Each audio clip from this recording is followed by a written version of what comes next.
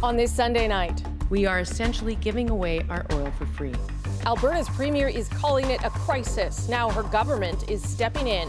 But is it enough to boost oil prices and the Canadian economy? And ready to blast off. Canadian David Saint-Jacques is just hours away from his first trip to space. What awaits him in orbit? And later, a proposal gone terribly wrong. It's like finding a needle in a haystack. A ring lost and found in a New York sewer. How the NYPD cracked the case in our moment of the day you don't want to miss. This is The National.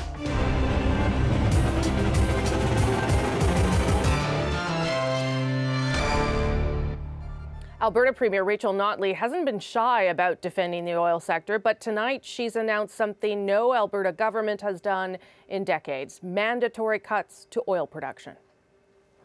When markets aren't working, when companies are forced to sell our resources for pennies on the dollar, then we have a responsibility to act. Starting January, the province is imposing a cut of 325,000 barrels a day, 8.7% of Alberta's production, lasting up to a year. The announcement comes after months of rising political pressure and falling Albertan oil prices, so low it's costing the oil patch tens of millions of dollars a day.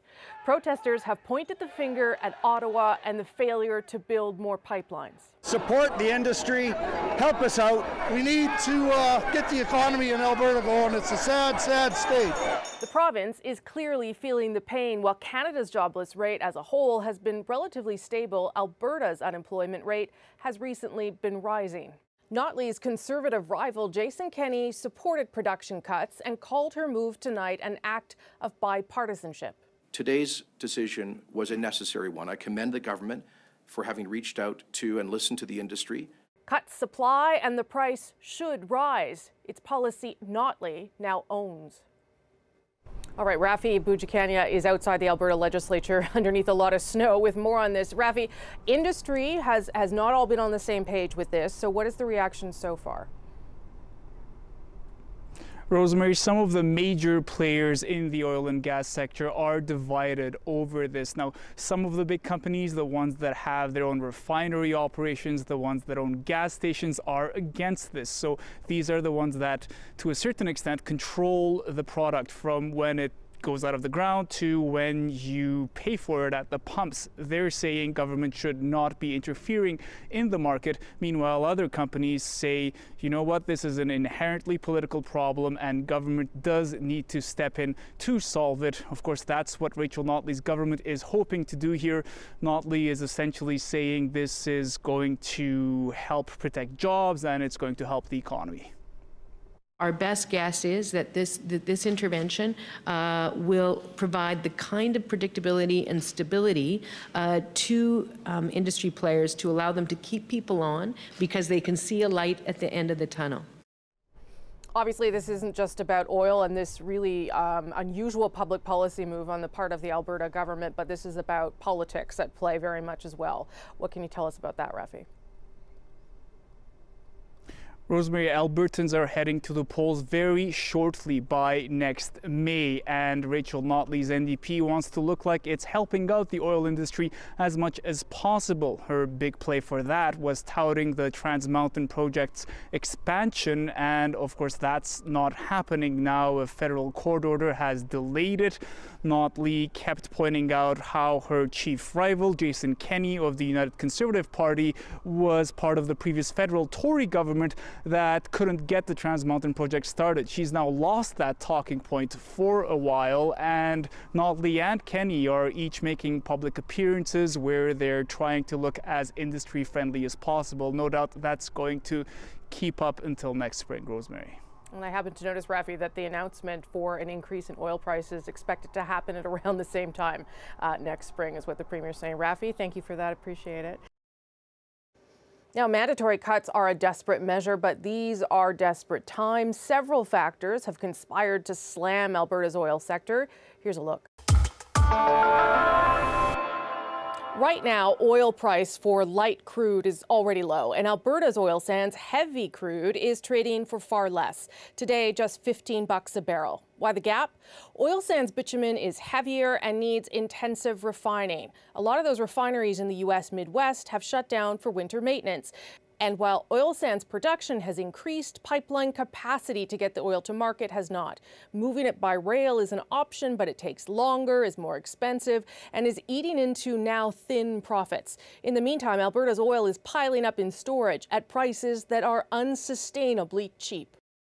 So will Notley's move be enough to turn that trend around? For more, I'm joined by Peter Tertsakian. He's an economist and the executive director of the ARC Energy Research Institute in Calgary. Nice of you to join us, Peter. So will this restriction of oil production, at least for a year, will it work? I believe it'll work, and it won't really take a year. I think it'll resolve itself much sooner. What really needs to happen is the inventories need to draw down with this 325,000 barrel per day cut. I expect we're going to start to see the easing of the congestion probably by spring at the latest. So it's really a supply and demand issue, and they're trying to control the supply. Yeah, there's a supply and demand balancing between the amount the pipelines and the railways can take and how much is being produced. And then there's also additional to that, the inventories have to draw down. Does it do anything in the long term, though? Because there's an underlying problem here beyond this glut. Does it change anything long term? You're right. There is a series of time frames. This affects the immediate time frame. In the midterm, we would expect to see more railways and hopefully pipeline construction. But really, there has to be a much more holistic effort in terms of managing the supply demand and the construction of more takeaway capacity, and to ensure that this does not happen again. And finally, is there any risk to this kind of thing, to this kind of move, to getting involved and sort of, putting your will on the economy, if you will? Yeah, well, there's always risks with policy implementations, but I think this one is one that had to be taken on behalf of the people of Alberta who own the resource and on behalf of a large fraction of the industry that was facing potentially a very difficult price situation and looming unemployment. So I think the risks of not doing anything far outweighed the risk of doing this. Okay, Peter Tertsakian, thanks for your perspective tonight. Appreciate it, sir. Thank you. Okay, turning now to tomorrow's highly anticipated mission to the International Space Station. If all goes well, astronaut David Saint-Jacques will be the first Canadian on board the station in 5 years. Now, despite a series of problems and delays plaguing the Russian space program, Saint-Jacques is confident the launch will be a success. He has to be. Our Chris Brown is at the Baikonur Cosmodrome, where the crew has been eagerly running down the clock. It's almost launch time, and with the Soyuz rocket in position and ready to go, today a Russian Orthodox priest came to bless it alongside the workers who helped build it. There was even enough holy water left over for an enthusiastic blessing for the media too. The hours leading up to the launch are filled with all kinds of rituals for the astronauts and cosmonauts before they fly. They'll watch a movie together the night before. They'll get their hair cut and toast with a glass of champagne. And when they leave their hotel rooms, they'll sign the door. The pre-flight news conference is another tradition, with the astronauts and cosmonauts in quarantine behind the glass, and a big audience out front that included Saint-Jacques' wife and children on the other side. I am getting excited. I am already a little bit on my way to the launch pad, so to speak, and I catch myself fantasizing what it's really gonna be like up there. Still, everyone here knows the last Soyuz flight in October failed to reach orbit, with its crew escaping at high altitude. So, with his family right in front of him, Saint-Jacques spoke at length about his comfort level, about his trip. As crew members, I would say almost a reassuring thing to witness, how even in such dire circumstances, high in the stratosphere, failure, still they came back to Earth, their family, completely safe. The mission comes at an exciting time, with new spacecraft built by companies such as SpaceX expected soon. That eventually will create more opportunities for more Canadians to fly, says the head of the Canadian Space Agency. There's going to be a different way of looking at how we bring astronauts to the International Space Station. We're going to have to consider whether or not we still need to maintain the 6-month long duration missions. Can we make them shorter? But that's for the future.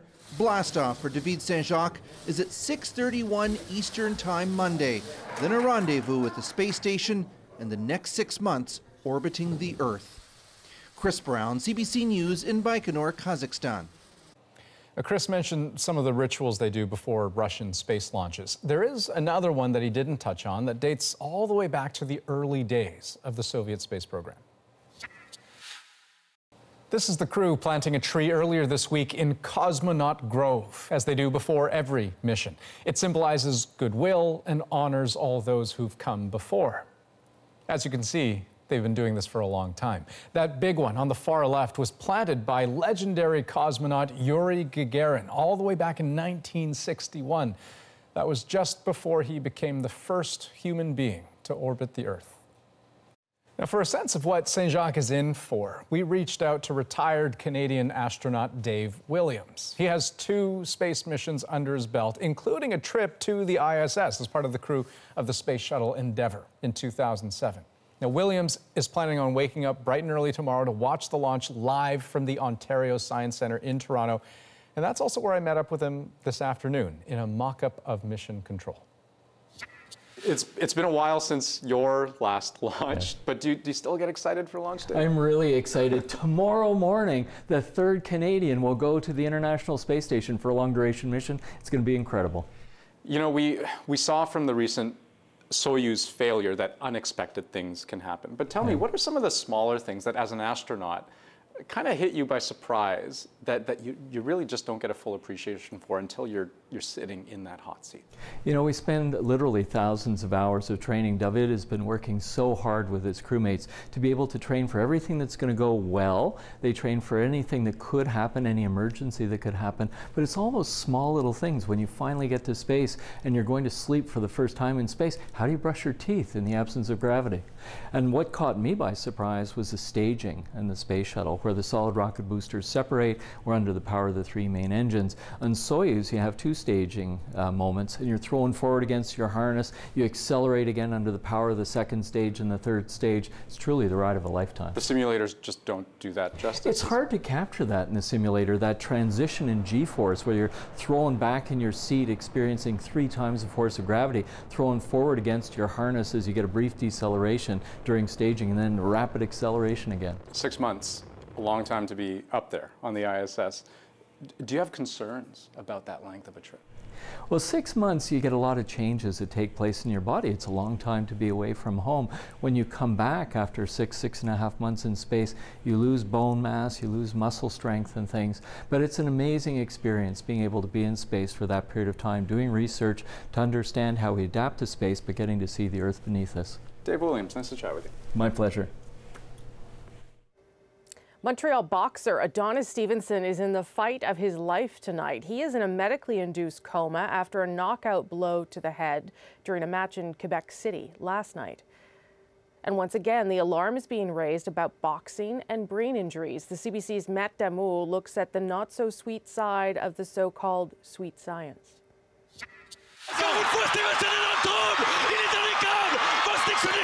The fight went on for 11 rounds, but cornered against the ropes, Montreal boxer Adonis Stevenson got a flurry of blows to the head and went down after a knockout punch. Stevenson was defending his World Boxing Council light heavyweight title. It was his 10th title defense since winning the belt in 2013. After losing to Ukrainian boxer Alexander Vosdik, Stevenson was helped back to his locker room. Promoter Yvon Michel said he got a call saying the boxer wasn't doing well. Il était confus un peu et les médecins n'ont pas voulu prendre de chance, ils l'ont mis sur la civière. The 41-year-old Stevenson was taken to a hospital in Quebec City where his condition deteriorated. Michel tweeted late in the night that the boxer was in intensive care. Dr. Howard Chertko is a neurologist who teaches at the University of Toronto. The brain is really like a bowl of jello inside the skull, and during a boxing match repeatedly it struck, the brain is shaking, there are shearing forces, and it's only, and it's cumulative. The more hits to the head, the more damage to the brain. From a medical perspective, Chertko says he supports the idea of banning boxing, but not everyone agrees. Mitch Chuvalo is the son of Canadian boxing icon George Chuvalo. Mitch says he has a love-hate relationship with the sport, which left his father with brain damage. I don't think we can outlaw boxing. I think it might make us feel good as a sporting nation to do that, but when we do that, boxing is going to go underground. I think it has to be better monitored. I don't know how that's going to happen. That discussion needs to start. The hospital hasn't commented on Stevenson's condition, but it's reported that he's in a medically induced coma. Matt Damour, CBC News, Montreal. Okay, let's take you to Alberta now, where a couple says they were driven out of their paramedic and firefighter jobs for being too gay. They're married, just like lots of other people in their workplace. But as Rosa Marcatelli from our Go Public team explains, they say they were expected to follow different rules. It's nice to have us both home for a change. Managing work and family is now more complicated for Sherry and Alyssa Monk. The couple says after work became unbearable, they had to quit their paramedic and firefighter jobs in a small Alberta town. If you are not in the closet and hiding it, you are seen as flaunting it. They say the then deputy chief told them they were making colleagues uncomfortable. The conversation started with, this isn't because you're gay, but there are some people that will never accept same-sex marriage and are offended by the use of the word wife. We asked, would this apply to everybody? We were one of 5 married couples on the department. And this manager said, no, because you're the only couple we've had complaints about. We were also the only gay one.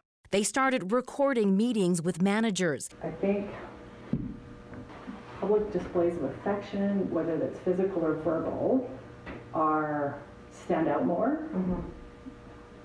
Because you're both women, then it dies in heterosexual population. When we asked if everybody would be getting the same set of rules, we only met resistance. Pincher Creek administrators didn't answer Go Public's questions, saying the case is before the Alberta Human Rights Commission. They deny any discrimination. Paramedic James Raffin is a former co-worker. Them being in the workplace and other people's religious sentiments being offended by their presence became more of a source of conflict. This advocate says discrimination can still be an issue, especially in some small towns and traditionally masculine workplaces. She runs diversity training programs. We don't want to ever interrupt people's religious values or whatever the values that drive their beliefs, but you actually can't openly discriminate against LGBTQ people in Canada. The Monks say they struggled financially for months. Their human rights complaint could take years to resolve. Rosa Marcatelli, CBC News, Calgary. And if you have a story you want to see go public, get a hold of our team. Send an email to gopublic@cbc.ca. Now a look at some other developing stories we are watching tonight. First Nations leaders say they're outraged, and police in Northern Ontario are investigating after this video was posted to social media last night. You're being combative here. Go to the hospital. You go to the hospital. That's on. You spit on me. You do not spit on me. The video seems to show a Thunder Bay police officer hitting someone on a stretcher, later identified as a 17-year-old Indigenous girl. She was being taken to hospital, though it's not clear why. It's also not known what happened leading up to that incident, but accusations of systemic racism against First Nation people have plagued the Thunder Bay police force for years.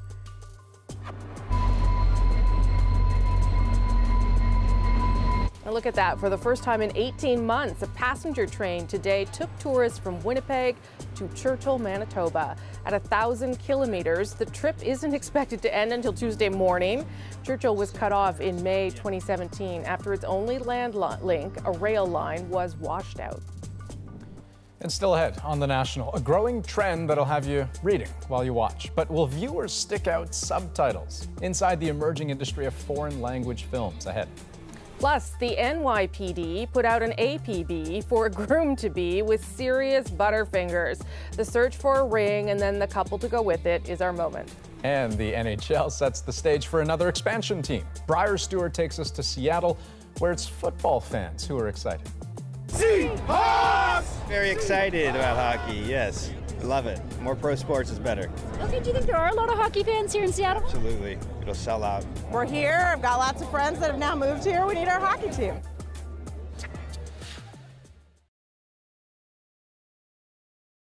My husband just died, and I feel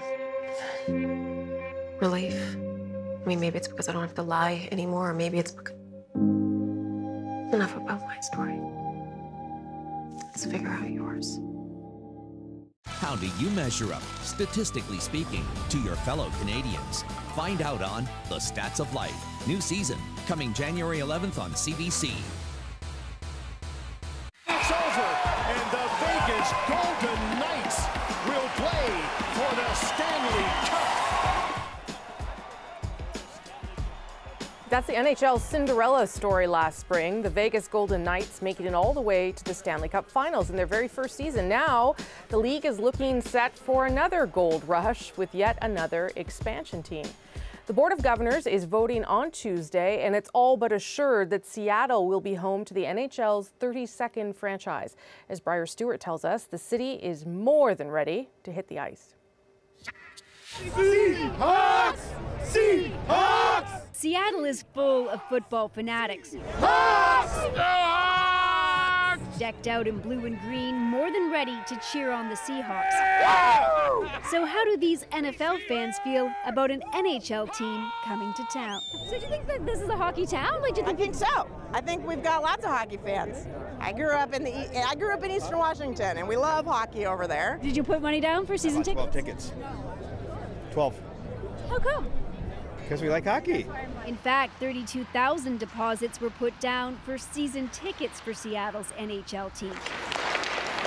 Are you working hard? Proof John Barr says that the city is a hockey market. Stand up, get up, get up, get up. Today he's coaching this young team the very basics, how to handle a stick and even how to stay upright on skates. For the past 6 years, he's been campaigning for an NHL team to come here. I just wanted a reason to bring the hockey community together. It's a really fragmented market. Everybody's transplants and they root for different teams, so we don't even connect each other. As for sustaining a team in the long run, he believes Seattle, a tech hub with highly paid workers, will have no problem filling seats. The demographics are great. It's a big city. I compare it to like Denver and Detroit a bit with a higher income. This arena is expected to be home to the new NHL team. It was where the NBA team, the Supersonics, played before it was relocated. Now this arena is going through a $700 million upgrade. The hope is to have the arena and the new team in place for the 2021 season. Right point, Biega, long shot, scores! And a new team so close to the border could be good for Vancouver. It will mean more choice when it comes to see a game, and it could stoke a greater sense of competition. Seattle coming into the NHL is something that I think would be one of the most intense rivalries down the road in the NHL. Call it the Battle of the I-5 or whatever you want to call it, but I think this would be a galvanizing aspect to the fan base here. There you go. And for those in Washington State who are trying to grow the sport, it means finally one pro team they can all rally around. Here, I'll put it there. Briar Stewart, CBC News, Seattle. I'm cheering for those kids. That's who I'm cheering for. Okay, next on the National. On the eve of the COP24 Climate Summit, two perspectives on one global problem. First, Nella Ayed takes us to Poland. It's getting ready to host the world, but trying to tackle its own brutal smog problem at the same time. Then Adrian meets the Canadians behind a new art installation that asks you to take a hard look at the human impact on Earth. The Delta says there are 0 wild mammals left, and it used to be one of the greatest, concentrations of wildlife in Africa. The Niger Delta is the largest delta in Africa. And we've done that, right? Humans have done that, yeah.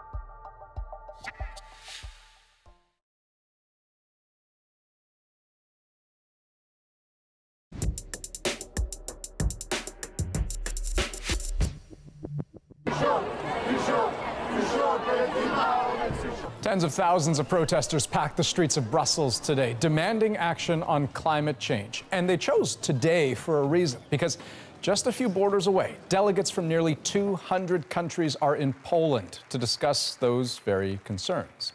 So tonight, we go in depth on humanity's effect on the planet through a couple of different lenses, through Adrian's conversation with the creators of a unique art project, which explores our impact on the world's natural systems. But first, Nella Ayed takes us to southern Poland for the start of COP24. Now that's short for the 24th conference of the parties to the United Nations Framework Convention on Climate Change. And if that title doesn't exactly flow easily, well, neither have global talks on the topic. The conference is being held in Katowice, which is near Krakow. Known by some as the Beijing of Europe, Krakow has some of the worst air quality in the world because of its heavy use of coal. Coal companies are even among this year's conference sponsors. But Nella explores the innovative ways some people there are cutting coal out of the picture.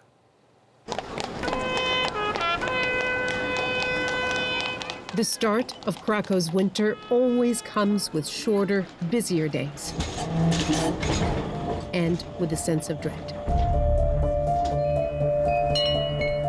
At the Kochane daycare, winter means keeping a closer eye on the air quality monitor in that window. And like on this day, it often means the kids skipping their daily walk and staying indoors. And when they do go out, it's often with masks on, as the owner's son, Stefan, volunteered to show us. One is dirty. In the meantime, Teresa Schlachta has built a virtual fortress against the toxic air with a custom-made filtering system. She calls it Poland's first anti-smog preschool, and parents have clamored to sign kids up. Half of year, we are wasting this time, and we are sitting at home, and it's so sad for me, for my kids, for every child here. It's very sad. It would be great to have clean air. Krakow has a smog problem, a problem that just rages in winter. Krakow's curse is a windless valley and the rampant use of coal in and around it. But something is happening here, a change that isn't always obvious in the day-to-day monitoring of air quality. On Krakow's most polluted street, we found new hope deep in the bowels of an old museum. Poland's oldest operational stained glass workshop and museum has been here since 1903. How warm was it? Oh, it heats up quite well. And like many homes in Krakow, it's long been heated using coal. The coal-fired stove and the thousands of others like it are partly what make Krakow's air unbearable. Last winter was the last winter we used these kilns. From this year on, we'll have a new heating system. The city of Krakow passed a ban on using coal and is helping residents phase out coal stoves by September 2019. Here, they're putting the final touches on the new system, and it will be operational in days. It's a pump, he says, that will push hot water to keep the museum warm. The ban is credited to Krakow Smog Alarm, a group of friends who mounted a campaign 6 Decembers ago demanding the city act. We gained lots of support from the media and from people who also were fed up with air quality, but nobody before us just shouted out this problem. She says only about 4,000 coal stoves remain, and the air has improved slightly. But in nearby towns, they're still using coal or even garbage to heat homes, and that smog seeps into Krakow. But in the name of clean air, they are dwindling. And in the same spirit, a steel company is recasting them into bicycle racks, and it advertises the fact. Elementary school number 67 enlisted parents and friends to vote and help them win a contest to get a set of the bike racks. They're mostly empty until winter ends, but for the students, they're a lesson in themselves, says Principal Kornelia Szlarska. All of the kids are aware where these racks come from, she says. There's not as much smoke, he says, and the sky is clearer, and we can breathe fresh air, she says. Back at the museum, the old stoves will stay on display. Relics of history. Nala Ayed, CBC News, Krakow. Now, while there's promise for local efforts to fight climate change, it's been a long-standing concern that human activity has already changed the environment permanently. And 3 distinguished artists have made it their mission to put humanity's impact on display. Here's Adrian with that conversation. The Anthropocene is the time in the geological record when humans have moved the planet outside its natural limits. That stunning scene is from Anthropocene, a documentary film exploring the jarring, sometimes startling things we do to the Earth. humans go from being participants in the whole Earth to being a dominant feature. Filmmaker Jennifer Beichwal, cinematographer Nicolas de Poncier, and photographer Ed Bertinsky are the artists behind it, the ones immersed in a project that's more than film. It's a three-dimensional sculpture. It's a virtual sculpture. It's a multimedia exhibit that scoured the planet, finding the scars on the planet, all irreversible marks of human activity. Some now displayed in ways it's as close as anyone will ever get to feeling the heat and smelling the burning of thousands of tusks in Kenya, for example. That's where our conversation started at the Art Gallery of Ontario. It is a virtual sculpture that was made from taking thousands of photographs. With the powerful roar of the fire, almost a groan as a constant soundtrack, the filmmakers invite you to walk up to this scene, to the thousands of tusks seized from poachers and burned, millions of dollars torched. What looks like just a photo of the pile is so much more. Augmented reality is just one more way of pushing photography to be experiential. Like this pile doesn't exist anymore. It was burned the next day. So there's an ephemeral quality to this, but you can walk right up to it and see the writing on the tusks, the nicks on the tusks. It's incredibly high resolution. Oh yeah, look at that. But what it does is give you a kind of visceral understanding of this pile and the deaths of the elephants that it represents. Is this what we're going to have to do you think, in the future? I mean, to look at elephants, to look at Palmyra in Syria, to look at what's being lost? I mean, is it going to come to this? I think that people call VR and AR the empathy tool because it allows people to be right there, there in a way that they're not there. And so maybe it will be part of that. This is as apocalyptic as it seems when you think of the piles burning and you see the images of the piles burning. It's actually an act of hope. This burning of the ivory tusks is a statement to poachers that there is no market for ivory, and we're taking all this ivory off the market. So it's hopeful that we won't only have to have virtual representations of elephants, that actually we'll be able to save them and stop this terrible decline. Understandable to want to highlight the hope, but what they've undertaken tells a darker story. The scale of what humans have done is sometimes so big, you have to freeze a moment in time to really see it and really understand it. That's what Edward Bertinsky was destined to do.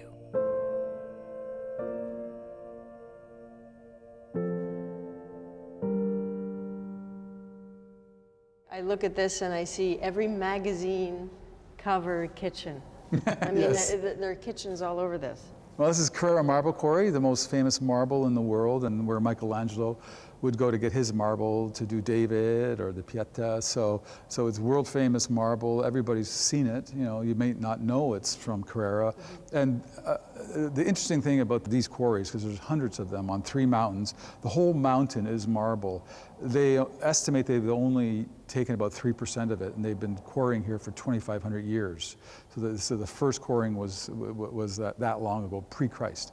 So there's still a lot more of it here. And in terms of extraction, I'd say it's kind of one of the more benign human extraction. Yes, it's hard on the landscape and the forests that were there, but it doesn't really, other than the burning of the CO2 to remove it, it's not really a dangerous process. Well, if this is benign, though, there's a whole other gallery of not. That's correct.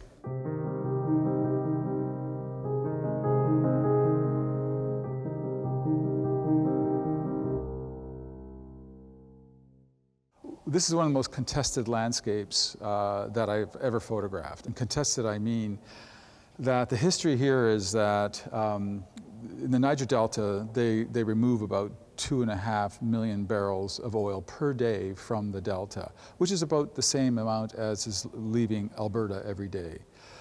But what's happened is that the locals have learned through the military, it taught them how to do it, how to steal oil from the pipelines and then do what's called illegal bunkering. And it's hard to blame the community because, again, they're just trying to earn a living. And there's nothing left for them. all the wildlife's gone. You can't eat fish out of here. So all their normal practice of making a life in this area, in this delta. In fact, the delta says there are 0 wild mammals left, and it used to be one of the greatest, concentrations of wildlife in Africa. The Niger Delta is the largest delta in Africa. And we've done that, right? Humans have done that, yeah.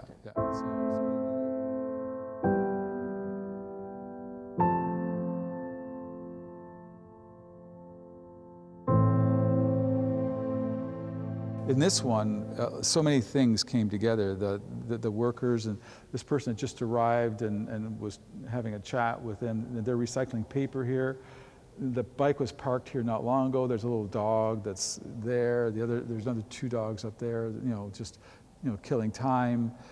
So it was this kind of moment in this dump where there's about 6,000 people who have their daily, lives within this dump. And it's an environment where everything is just about sorting and separating colored plastics from clear plastics, or this kind of paper from that kind of paper.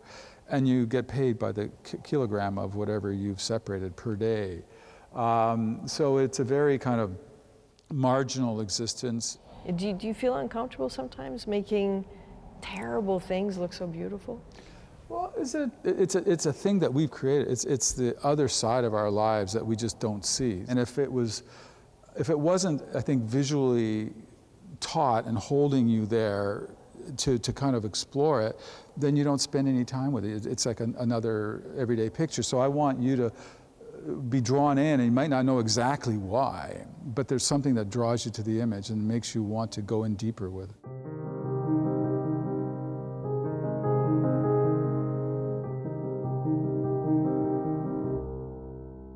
I see this and I can hear these guys arguing down here, and I don't know, I kind of want to be there. Yeah, well, I want this to be an immersive situation where you can see life on the streets. And this image was technically very interesting in that, first I needed to find the point of view of where I wanted the image. So I had a wide angle lens on my drone. This is a whole team. So there was a New Yorker reporter, Rafi Khachaturian, and that's him. He's the reporter. That's me controlling the head. There's your drone operator. That's my drone operator. And these are 2 guards who are with AK-47s to protect us, and then all our cars are right here. So once we got in here, we were trying to fly the drone off here, but it was too hard to operate, so we found this rooftop. But again, the idea to come to Lagos was, currently it's the fastest growing city in Africa, but one of the fastest in the world. That's 6,000 people coming to it per day. So, and it's kind of an ad hoc city. People are just attaching themselves to the edge of the city. And they expect by 2050 to have 50 million, and by 2100, 80 million. So the idea of a city of 80 million is kind of, I just can't process. It's impossible to fathom. It doesn't have, there's no way the infrastructure can handle it. But I guess this is the future, right? People migrating towards cities, and leaving the countryside, because the rural areas are impoverished. They've been overgrazed, overfarmed, they're running out of water. All kinds of reasons are pushing people to the city. The Anthropocene Exhibit is currently at the Art Gallery of Ontario in Toronto until January 6th, and at the National Gallery in Ottawa until February 24th. It is on my list of things to see. Still ahead. It's a growing trend for production companies, and they've got the viewers to prove it. More people are tuning in for stories from around the world, no matter the language.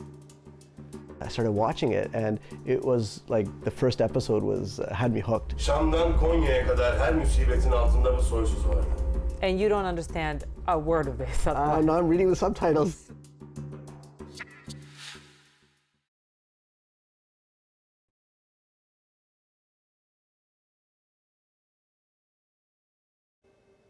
Here are some other stories we are tracking for you this week on The National, including reaction to our top story tonight.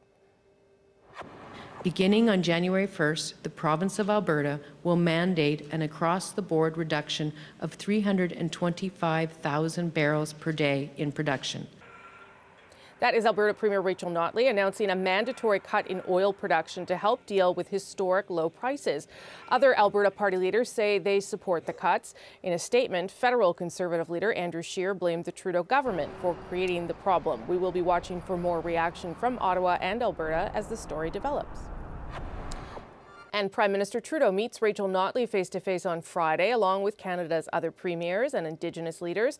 That's for the First Ministers' meeting in Montreal. Talks could also be overshadowed, though, by backlash to the Liberals' carbon tax. Ontario, Saskatchewan, Manitoba and New Brunswick are all opposed to the federal carbon plan. And NASA's OSIRIS-REx spacecraft has a rendezvous tomorrow with an asteroid. The probe has been on a slow approach since September of 2016. Tomorrow, OSIRIS-REx will arrive in orbit around noon Eastern. It'll study the asteroid for a year and a half before grabbing a surface sample to take home. If it's successful, it'll be the first American spacecraft to bring part of an asteroid back to Earth. Pretty cool. Critics are describing HBO's new series, My Brilliant Friend, as powerful and brilliant. Fans have been waiting for this adaptation of Elena Ferrante's popular novel, but it's still considered a big risk for HBO. That's because it's the first time they've made a series entirely in a foreign language, in this case, Italian, with English subtitles. But, as Deanna Sumanak-Johnson explains, North American TV viewers seem more than ready for it. È meglio tu non ci vai. Tanti le samo, faccio stesso. My Brilliant Friend is about a lifelong friendship of two smart, passionate girls in post-war Italy. But the story of how it came to the small screen also involved a lot of passion. American TV producer Jennifer Schur was a fervent fan of the novels and inquired about adapting them for TV with her agent. And they just flat out laughed at me. They said, you and every other producer, writer on this planet would like to have the rights to these, and they're never going to be done in English language. But that wasn't it. HBO agreed to do the show in Italian, with Schur serving as the only American producer. People know that very good material comes out of other countries, not just out of Hollywood. Time was, subtitles were a kiss of death for North American audiences. But streaming services like Netflix changed that, with a bevy of international hits at the viewer's fingertips. It's how Omar Syed discovered his TV obsession, the Turkish historical epic Ertuğrul. I started watching it, and it was like the first episode had me hooked.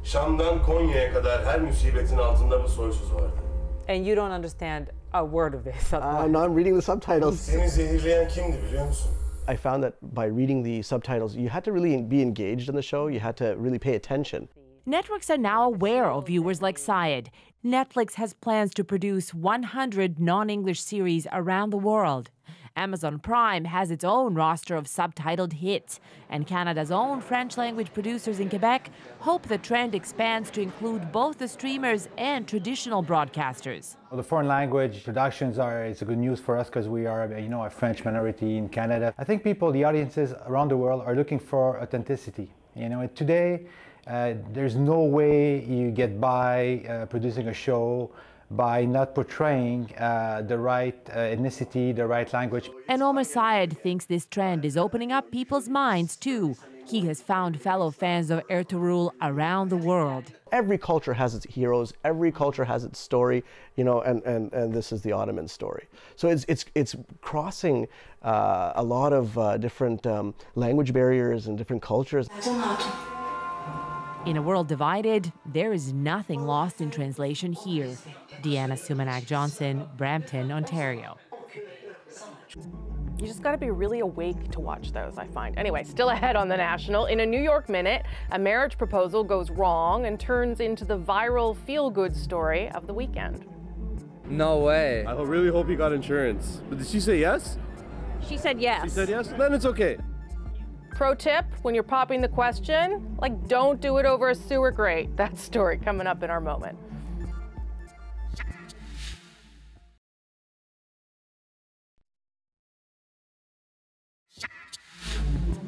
That little bit of bling you're looking at there is the centerpiece to a frantic search this weekend for the NYPD involving a marriage proposal gone wrong, some missing tourists, and a sewer grate. Don't worry, it's actually a very sweet story. It's got a fairy tale ending, and it is our moment of the day. It's like finding a needle in a haystack. It all went down on Friday when a groom-to-be fumbled his fiance's engagement ring right down that sewer grate in the middle of Times Square, and the footage went viral. Embarrassing? You could say that. But that video helped track down the couple when they went home to Europe, ringless. A social media blitz and a lot of retweets did the trick. Finding the ring itself took some dirty work. There was a lot of muck and a lot of just typical stuff that you would find at the bottom of a sewer grate down there. But fortunately, it was actually kind of sitting up on top of all that stuff. Police gave an update this afternoon from that hot spot for romance, the Times Square Olive Garden. Here's the money shot, a close-up of the ring that caused all the commotion, cleaned up like new, and leaving the cops with a nice shiny feeling too. We're always looking to help in whatever we're trying to do, so we deal with a lot of negativity, so it's nice to deal with something that's a little more positive. Now that ring is ready to go home to the happy couple with a pretty good story for the future grandkids too. I'm glad it worked out. Yeah, poor guy. However, however, he went to Times Square and he decided to do this outside the Olive Garden over a sewer grate. Have you had the breadsticks there? It's a pretty good place. I'm just saying, he should be happy the woman said yes, because Look, that doesn't really bode well for the planning of their future.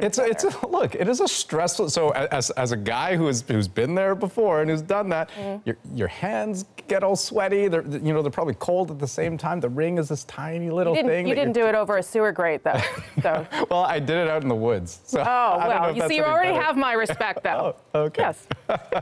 That's the National for this Sunday, December 2nd. Have a good night. Good night.